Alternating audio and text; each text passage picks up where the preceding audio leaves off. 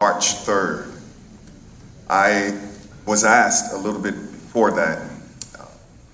They were going to name the Linwood Metrolink in honor of Mrs.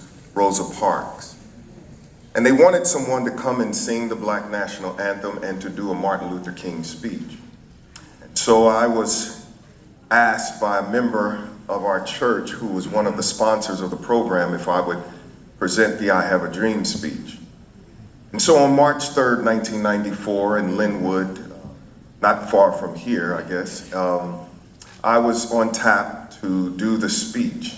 In the green room, they told me that Mrs. Parks was there. I walked in and she was eating up all of the finger food. And I said, man, they don't feed the mother of the movement.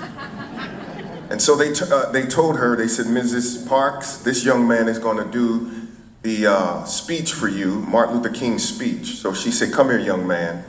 She reminded me of my great-grandmother. And in her Alabama accent, she said, boy, where you from? I said, St. Louis. And she said, you gonna do a speech of my former pastor? I said, yes, ma'am. And she said, what speech are you gonna do? And right before I was to say, I have a dream, she said, please, baby, don't do I have a dream speech. She said, I'm so tired of that speech. My pastor did so much more than that. So on the fly, I had to switch and do another speech that ended up bringing tears to her eyes. And we spent 3 hours in a room where she wanted me to sing the Negro spirituals to her. And these songs that she requested were songs that she used to sing to herself when she was locked up in that jail cell. So this speech in her honor is a speech that Dr. King did in 1966 rather. He was speaking to a group of young African Americans, as we were called in those days, Negroes, at the Ebenezer Baptist Church in Atlanta, Georgia. And as he was speaking to them, he was telling them that the doors of opportunity for the Negro is about to open. And we must enter those doors of opportunity, and those doors of opportunity would be education. He relayed a story about how he and his daughter, the late Yolanda King, they were watching TV, and a commercial of Funtown came on from the Atlanta area that was like Six Flags. And she, being 7 years old, said, ooh, Daddy, I want to go to Funtown. Can we go to Funtown? And he looked at her sadly and said, Yoki, Negroes aren't allowed into Funtown. And as she started to cry, he said to the audience, I'm her father. I got to do something to make her feel proud of who she was and that she would not be judged by the color of her skin. So I said, Yoki, if it costs me my life, I'm going to make sure you and every child of God will be able to enter Funtown or any town. Then he looked back to the audience and he said, whatever God gives you, be the best at whatever you are. And if you do the best with whatever God has given you, God just may give you more. And that is the speech that I want to share with you. It's a short speech.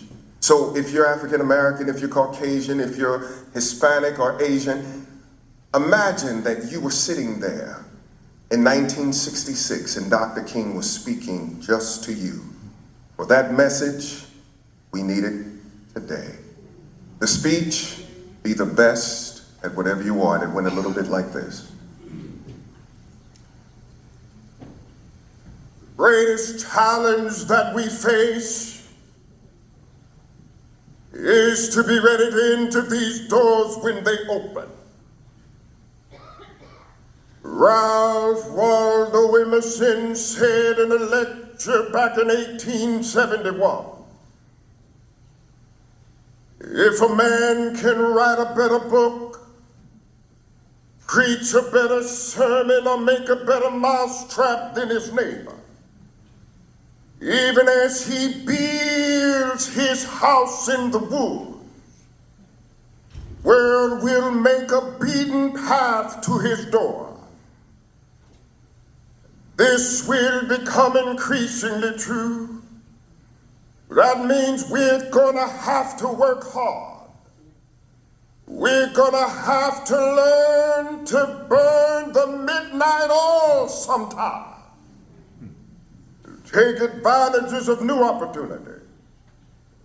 We must not seek merely to do a good Negro job if you were setting out to be merely a good Negro doctor, or a good Negro lawyer, or a good Negro preacher, or a good Negro teacher, or a good Negro barber, or a good Negro skilled laborer, or a good Negro beautician.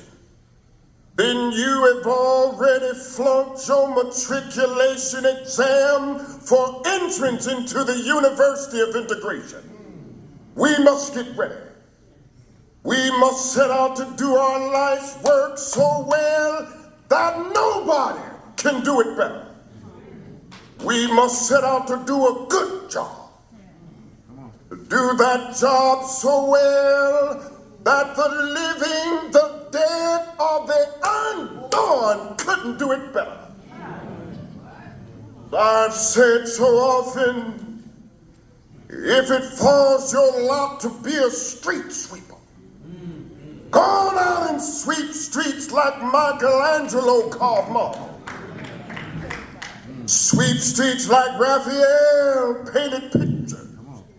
Sweep streets like Beethoven composed music and like Shakespeare wrote poetry.